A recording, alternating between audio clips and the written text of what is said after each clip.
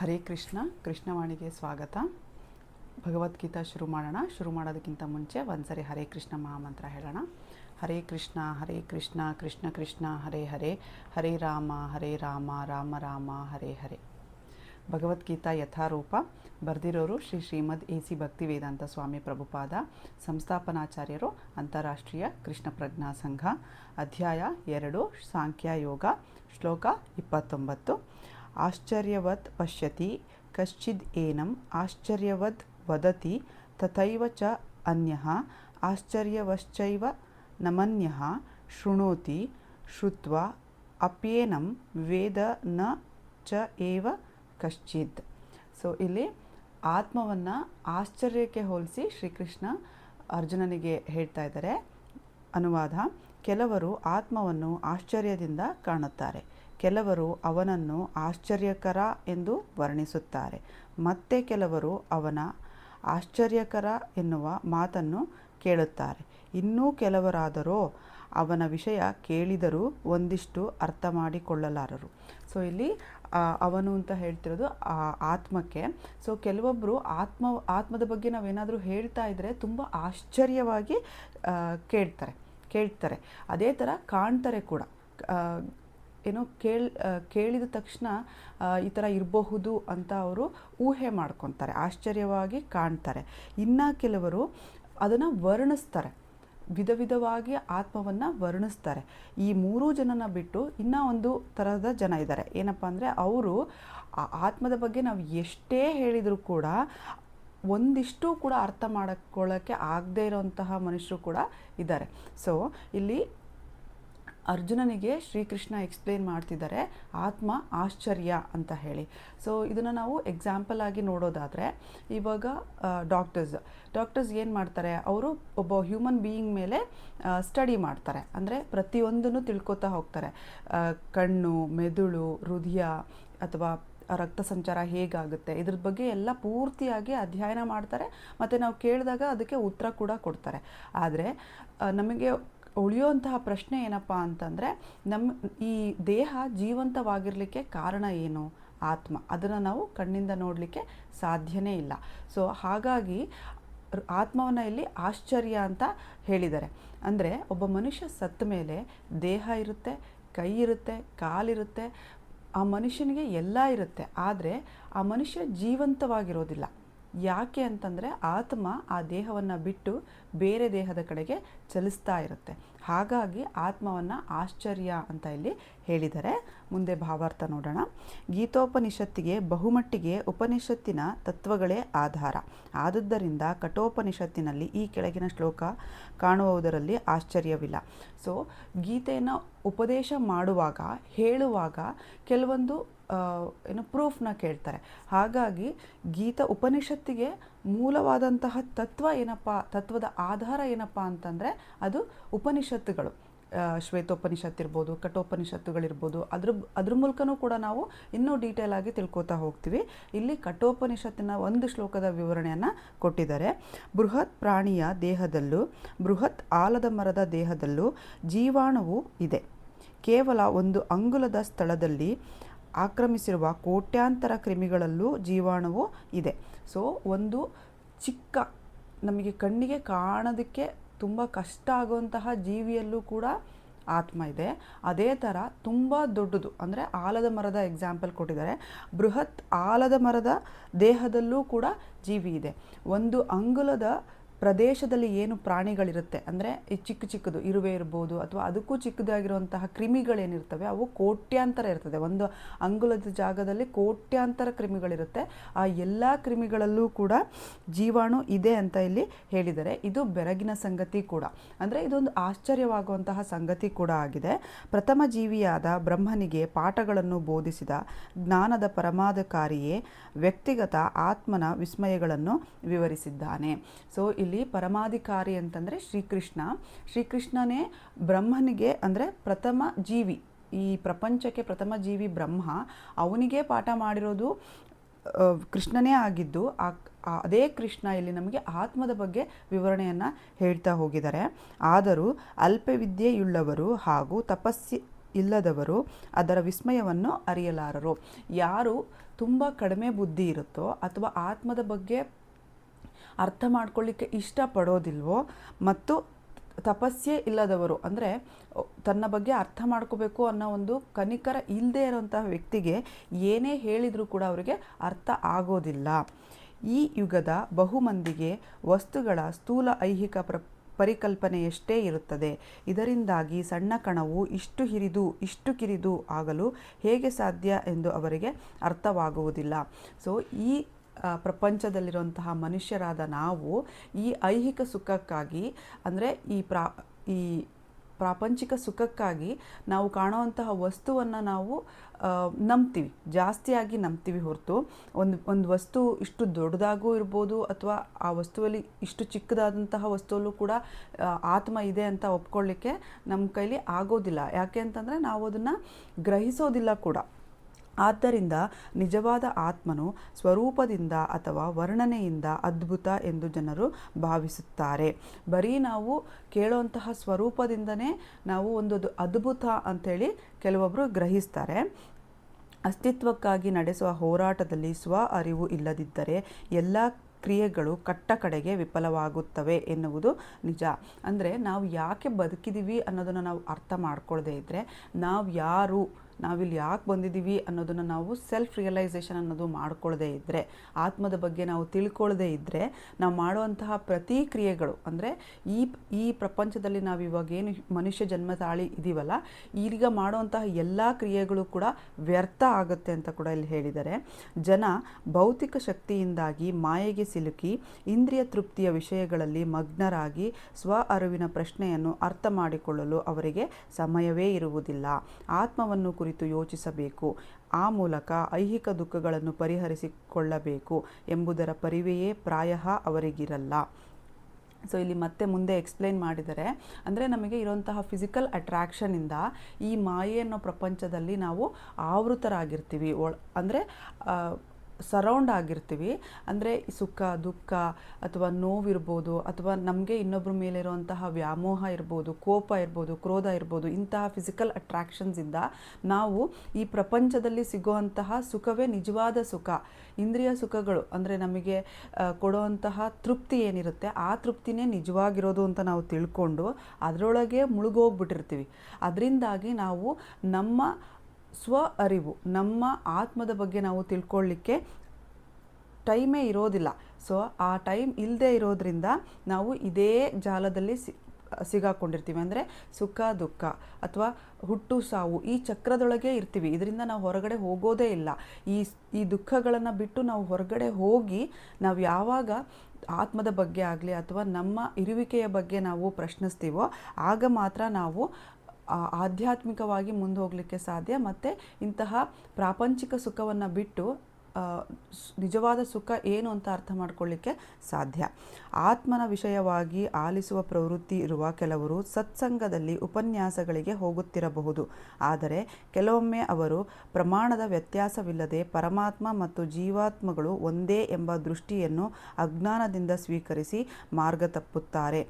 So ಎಷ್ಟೊಂದು ಜನ ಏನು ಮಾಡ್ತಾರೆ, ಇನ್ನು ಕೆಲವೊಬ್ರು ಏನು ಮಾಡ್ತಾರೆ ಅಂತಂದರೆ ಆತ್ಮದ ಬಗ್ಗೆ ಅರ್ಥ ಮಾಡ್ಕೋಬೇಕು ಅಥವಾ ಅದ್ರ ಬಗ್ಗೆ ಏನೋ ಒಂದು ನಾವು ತಿಳ್ಕೋಬೇಕು ಅಂತ ಒಂದು ಸತ್ಸಂಗವನ್ನು ಸೇರ್ಕೋತಾರೆ.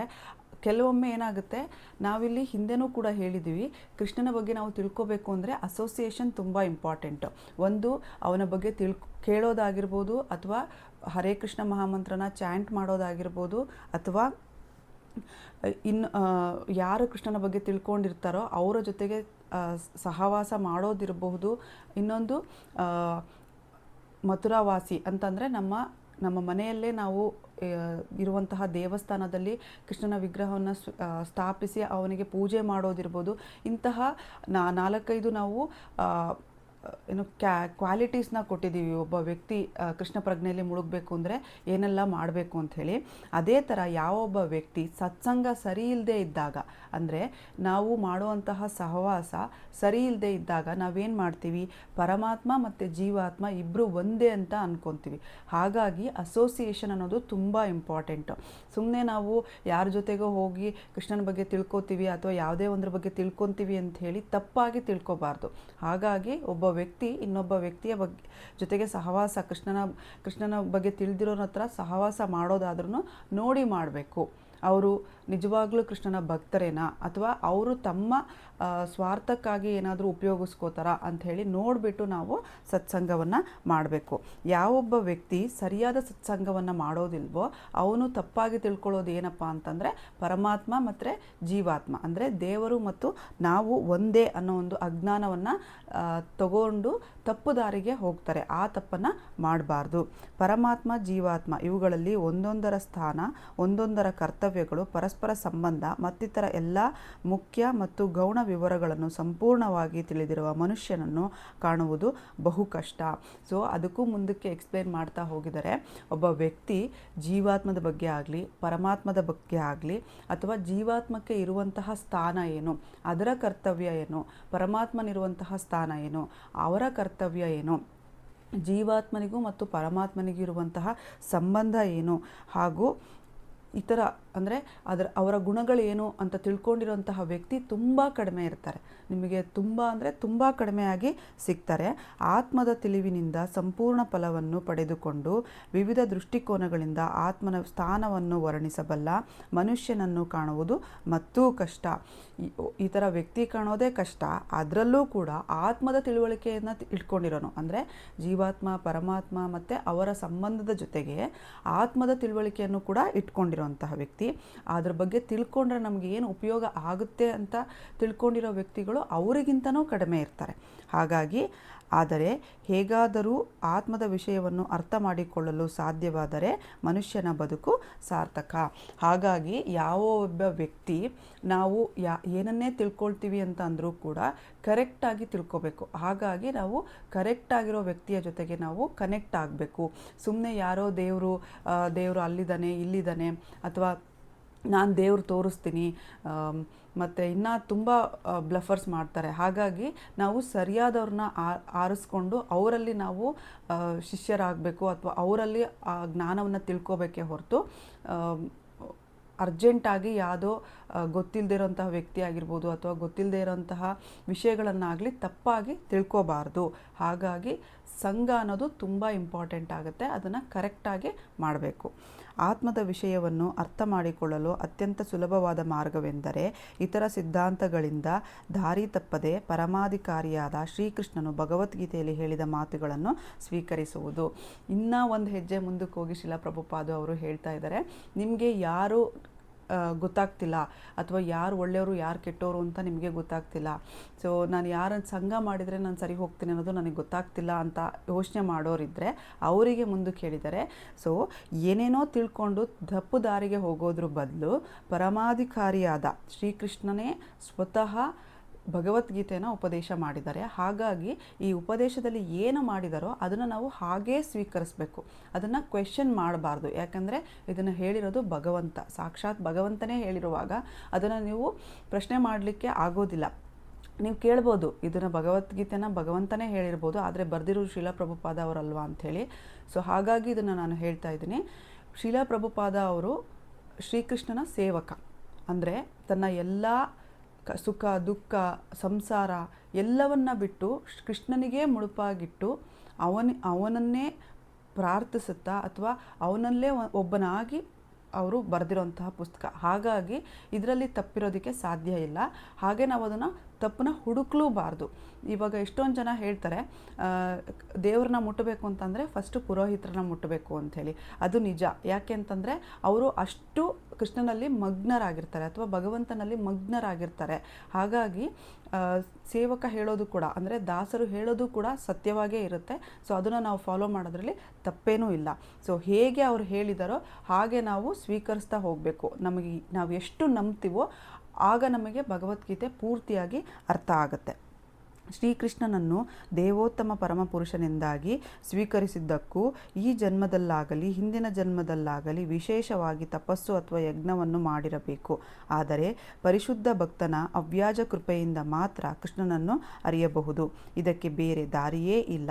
ಸೊ ಒಬ್ಬ ವ್ಯಕ್ತಿ ಶ್ರೀಕೃಷ್ಣನ ಹೆಸರನ್ನ ತಗೋಬೇಕು ಅಂದರೂ ಕೂಡ ಹಿಂದಿನ ಜನ್ಮದಲ್ಲಿ ಅಥವಾ ನಾವು ಈಗಿರುವಂತಹ ಜನ್ಮದಲ್ಲಿ ಒಳ್ಳೆಯ ಯಜ್ಞಗಳನ್ನಾಗಲಿ ಅಥವಾ ದೇವರ ಒಳ್ಳೆಯ ನಾಮಗಳನ್ನಾಗಲಿ ನಾವು ಉಪಯೋಗಿಸಿರಬೇಕು.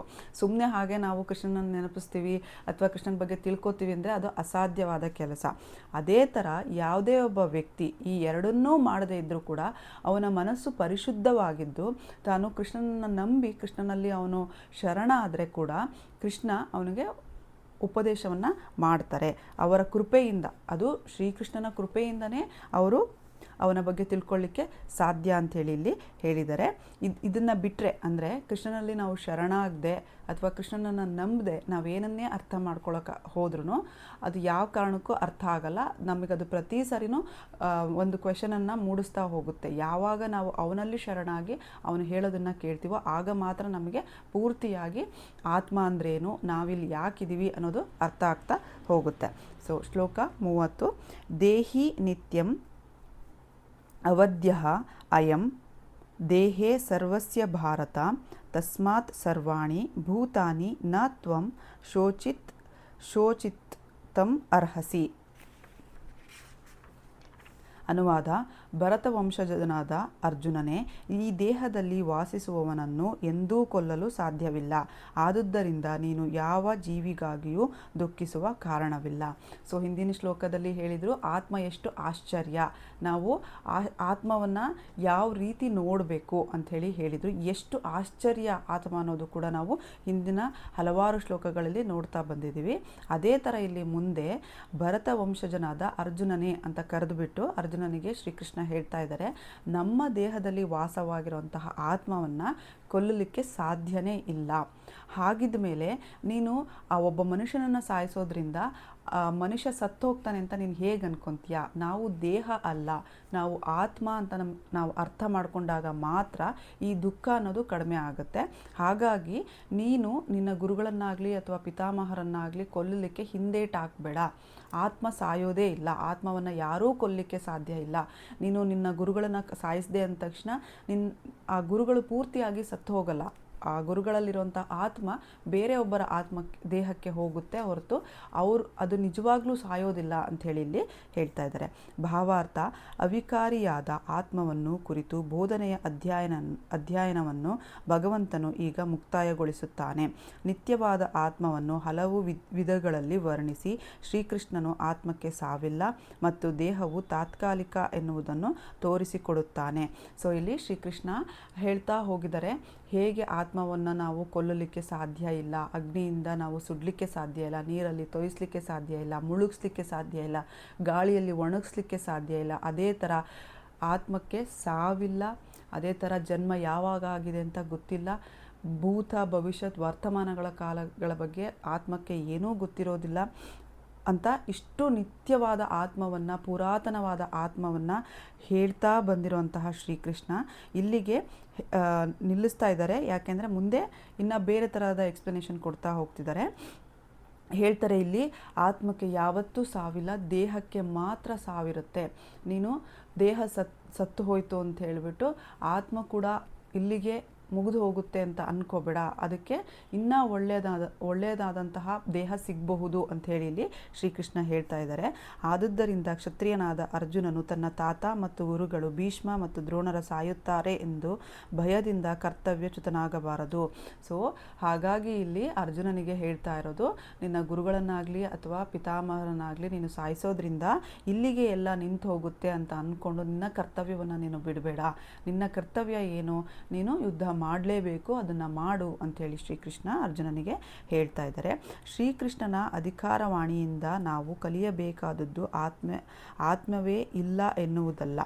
ಐಹಿಕ ಬೆಳವಣಿಗೆಯ ಒಂದು ನಿರ್ದಿಷ್ಟ ಘಟ್ಟದಲ್ಲಿ ರಾಸಾಯನಿಕ ವಸ್ತುಗಳ ಪರಸ್ಪರ ಕ್ರಿಯೆಯಿಂದ ಜೀವದ ಲಕ್ಷಣಗಳು ಸೃಷ್ಟಿಯಾಗುತ್ತವೆ. ಸೊ ಇಲ್ಲಿ ನಾವು ಕೃಷ್ಣನ ಒಂದು ಉಪದೇಶದಿಂದ ತಿಳ್ಕೊಳ್ಳೋದು ಏನಪ್ಪ ಅಂತಂದರೆ, ಯಾವುದೇ ಒಂದು ದೇಹ ಉತ್ಪತ್ತಿ ಆದಮೇಲೆ ಅದು ಉತ್ಪತ್ತಿ ಆಗೋದು ಒಂದು ಫಿಸಿಕಲ್ ಆ್ಯಂಡ್ ಕೆಮಿಕಲ್ ರಿಯಾಕ್ಷನ್ಸಿಂದ. ಸೊ ಅದು ಉತ್ಪತ್ತಿ ಆದಮೇಲೆ ಜೀವ ಲಕ್ಷಣಗಳು ಸೃಷ್ಟಿಯಾಗ್ತಾ ಹೋಗುತ್ತೆ. ಅಷ್ಟೇ ಅಲ್ಲದೆ ಐಹಿಕ ದೇಹದಿಂದ ವಿಭಿನ್ನವಾದ ಆತ್ಮವಿದೆ ಎಂದು ನಂಬಬೇಕು. ಇಲ್ಲಿ ಬರೀ ನಾವು ಆತ್ಮ ಇಲ್ಲ, ಆತ್ಮ ಇದೆ ಅನ್ನೋದು ಅಷ್ಟನ್ನೇ ಹೇಳ್ತಾ ಇಲ್ಲ ಇಲ್ಲಿ ಶ್ರೀಕೃಷ್ಣ. ಒಂದು ದೇಹ ಬದಲಾವಣೆ ಆಗೋದು ಹೇಗೆ ರಾಸಾಯನಿಕ ವಸ್ತುಗಳಿಂದ, ಅದೇ ಥರ ದೇಹ ಅನ್ನೋದು ಆತ್ಮಕ್ಕಿಂತ ವಿಭಿನ್ನ ಅನ್ನೋದನ್ನು ನಾವು ಅರ್ಥ ಮಾಡ್ಕೋಬೇಕು. ಆತ್ಮವು ನಿತ್ಯವಾದದ್ದು ಎಂಬ ಮಾತ್ರಕ್ಕೆ ಹಿಂಸೆಗೆ ಪ್ರೋತ್ಸಾಹವಿದೆ ಎಂದಲ್ಲ. ಸೊ ಆತ್ಮ ಸತ್ತೇ ಹೋಗಲ್ಲ ಅಂತ ಅಂದ ತಕ್ಷಣ ನಾವಿಲ್ಲಿ ಹಿಂಸೆ ಮಾಡ್ಬೋದು ಅನ್ನೋದನ್ನು ಕೂಡ ಇಲ್ಲಿ ಪ್ರೋತ್ಸಾಹ ಮಾಡ್ತಾ ಇಲ್ಲ ಅಂಥೇಳಿ ಕ್ಲಿಯರ್ ಆಗಿ ಶ್ರೀಕೃಷ್ಣ ಹೇಳಿದ್ದಾರೆ. ಯುದ್ಧ ಕಾಲದಲ್ಲಿ ವಾಸ್ತವವಾಗಿ ಅದರ ಅಗತ್ಯವಿದ್ದಾಗ ಹಿಂಸೆಯು ಅಸಮ್ಮತವಲ್ಲ. ಸೊ ಇಲ್ಲಿ ಹಿಂಸೆ ಅಂತಂದರೆ ಒಬ್ಬರನ್ನ ಸಾಯಿಸೋದಲ್ಲ. ಈ ಪ್ರಕರಣದಲ್ಲಿ ಹೇಳ್ತಾ ಇರೋದು ಯುದ್ಧ ಮಾಡ್ತಾ ಇದ್ದಾರೆ. ಯುದ್ಧ ಏನಕ್ಕಾಗಿ ಮಾಡ್ತಾ ಇದ್ದಾರೆ? ಲೋಕ ಕಲ್ಯಾಣಕ್ಕಾಗಿ ಮಾಡ್ತಾ ಇದ್ದಾರೆ, ಧರ್ಮ ಸ್ಥಾಪನೆಗೋಸ್ಕರ ಮಾಡ್ತಾ ಇದ್ದಾರೆ. ಈ ಹಿಂಸೆ ಏನಿದೆ ಇದು ಬರೀ ನಾವು ಹಿಂಸೆ ಅಂತ ಕನ್ಸಿಡರ್ ಮಾಡೋದಕ್ಕೆ ಆಗೋದಿಲ್ಲ ಅಂತೇಳಿ ಇಲ್ಲಿ ಹೇಳ್ತಿದ್ದಾರೆ. ಆದರೆ ಈ ಅಗತ್ಯವನ್ನು ಭಗವಂತನ ಸಮ್ಮತಿಗೆ ಅನುಗುಣವಾಗಿ ನಿರ್ಧರಿಸಬೇಕಲ್ಲದೆ ಮನಸ್ಸು ಬಂದಂತಲ್ಲ. ನಮಗೆ ಇಷ್ಟ ಬಂದ ಹಾಗೆ ನಾವು ಹಿಂಸೆ ಮಾಡೋದಲ್ಲ. ಒಂದು ಪ್ರಾಣಿಯನ್ನಾಗಲಿ ನಾವು ವಧೆ ಮಾಡ್ತಾ ಇದ್ದೀವಿ ಅಂತಂದರೆ ಅದು ನಮಗೋಸ್ಕರ, ನಮ್ಮ ತೃಪ್ತಿಗೋಸ್ಕರ ಮಾಡುವಂತಹ ವಧೆ. ಹಾಗಾಗಿನೇ ಶ್ರೀಕೃಷ್ಣ ಹೇಳೋದು ಪ್ರಾಣಿ ವಧೆ ಆಗಲಿ ಅಥವಾ ಮಾಂಸಾಹಾರವನ್ನಾಗಲಿ ಸೇವಿಸಬಾರ್ದು. ಯಾಕೆಂತಂದರೆ ಅದರಲ್ಲೂ ಕೂಡ ಒಂದು ಜೀವ ಇರುತ್ತೆ, ಅದರಲ್ಲೂ ಕೂಡ ಒಂದು ಆತ್ಮ ಇರುತ್ತೆ. ಗೊತ್ತಿಲ್ಲ, ಅದು ನಮ್ಮ ಪೂರ್ವಜರ ಆತ್ಮನೇ ಆಗಿರ್ಬೋದು ಅಥವಾ ನಮ್ಮ ಹಿಂದೆ ಸತ್ತಿರುವಂಥ ಯಾರ್ದೋ ಒಂದು ಆತ್ಮ ಆಗಿರ್ಬೋದು. ಅವರಿಗೆ ಕೊಟ್ಟಿರುವಂಥ ಶಿಕ್ಷೆಯಿಂದ ಅವರು ಪ್ರಾಣಿ ದೇಹವನ್ನು ಪಡೆದಿರ್ಬೋದು. ಹಾಗಾಗಿನೇ ಒಂದು ಪ್ರಾಣಿಯನ್ನು ಕೂಡ ಯಾಕೆ ಸಾಯಿಸಬಾರ್ದು ಅಂತ ಹೇಳ್ತಾರೆ ಅಂದರೆ ಅವರಲ್ಲೂ ಒಂದು ಜೀವ ಇರುತ್ತೆ, ಆತ್ಮ ಇರುತ್ತೆ. ಆ ಆತ್ಮ ನಮ್ಮವ್ರದ್ದೇ ಆಗಿರಬಹುದು ಅಂತಲೇ ಅದನ್ನು ಹೇಳೋದು. ಸೊ ಯಾವುದೇ ಒಂದು ದೇಹದ ಬದಲಾವಣೆ ರಾಸಾಯನಿಕ ವಸ್ತುವಿಂದ ಆಗಿ ಜೀವ ಲಕ್ಷಣಗಳು ಸೃಷ್ಟಿಯಾಗುತ್ತೋ ಅಂತಹ ದೇಹ ಅದು ಶಾಶ್ವತ ಅಲ್ಲ. ಆ ಆತ್ಮ ಏನಿರುತ್ತೆ ಅದು ಮಾತ್ರ ಶಾಶ್ವತ.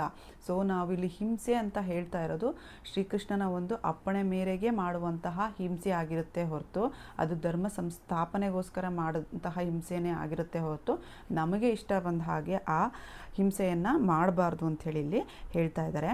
ಸೊ ಇಲ್ಲಿ ನಾವು ಎರಡು ಪಾಯಿಂಟ್ನ ಅರ್ಥ ಮಾಡ್ಕೋಬೇಕು. ಒಂದು ದೇಹವನ್ನು ಆತ್ಮ ಅದರ ಕೆಲಸ ಮುಗಿದ ಮೇಲೆ, ಅದರ ಬದಲಾವಣೆ ಮುಗಿದ ಮೇಲೆ ಆ ದೇಹವನ್ನು ಬಿಟ್ಟು ಇನ್ನೊಂದು ದೇಹಕ್ಕೆ ಹೋಗುತ್ತೆ. ನಾವು ಹೇಗೆ ಹಳೆಯ ವಸ್ತುಗಳನ್ನು ಅಥವಾ ಹಳೆಯ ಬಟ್ಟೆಗಳನ್ನು ಬಿಟ್ಟು ಇನ್ನೊಂದು ಬಟ್ಟೆಯನ್ನು ಧರಿಸ್ತೀವೋ ಹಾಗೆ ದೇಹ ಕೂಡ ಆತ್ಮ ಕೂಡ ತನ್ನ ಕೆಲಸವನ್ನು ಮುಗಿದ ಮೇಲೆ ಆ ದೇಹದಿಂದ ಇನ್ನೊಂದು ದೇಹಕ್ಕೆ ಹೋಗುತ್ತೆ. ಅದೇ ಥರ ಇಲ್ಲಿ ಯಾವುದೇ ಥರದ ಹಿಂಸೆಗೆ ಪ್ರೋತ್ಸಾಹವನ್ನು ನೀಡಿಲ್ಲ. ಮತ್ತು ನಿತ್ಯವಾದ ಆತ್ಮದ ಬಗ್ಗೆ ಆಶ್ಚರ್ಯ ಅಂತ ಕೂಡ ಇಲ್ಲಿ ಎಕ್ಸ್ಪ್ಲೇನ್ ಮಾಡಿದ್ದಾರೆ. ಸೊ ಯಾವಾಗ ನಾವು ಶ್ರೀಕೃಷ್ಣನನ್ನು ಅರ್ಥ ಮಾಡ್ಕೊತೀವೋ ಆಗ ಮಾತ್ರ ನಮಗೂ ಮತ್ತು ಶ್ರೀಕೃಷ್ಣನಿಗೂ ಇರುವಂತಹ ಸಂಬಂಧ ಏನು ಅಂತ ಅರ್ಥ ಆಗುತ್ತೆ. ಈ ಕಲಿಯುಗದಲ್ಲಿ ನಾವು ಸಿಲುಕಿರುವಂತಹ ಮಾಯಾಜಾಲ ಅಥವಾ ನಮ್ಮ ಮನಸ್ಸು ಎಷ್ಟು ಚಂಚಲ ಅಂತಂದರೆ ನಾವು ತಿಳ್ಕೋಬೇಕು ಅಂತ ಬಯಸಿದರೂ ಕೂಡ ನಾವು ಶ್ರೀಕೃಷ್ಣನ ಬಗ್ಗೆ ಆಗಲಿ ಭಗವಂತನ ಬಗ್ಗೆ ಆಗಲಿ ತಿಳ್ಕೊಳ್ಳೋಕ್ಕೆ ಆಗೋದಿಲ್ಲ. ಯಾಕೆಂದರೆ ಮನಸ್ಸು ಅಷ್ಟು ಚಂಚಲವಾಗಿರುತ್ತೆ. ಹಾಗಾಗಿನೇ ನಾವು ಹರೇ ಕೃಷ್ಣ ಮಹಾಮಂತ್ರವನ್ನು ಹೇಳಬೇಕು ಅಂತ ಕೂಡ ಹೇಳೋದು. ಅದರಿಂದ ಒಂದು ಕಡೆಗೆ ಮನಸ್ಸು ಕೇಂದ್ರೀಕೃತವಾಗುತ್ತೆ.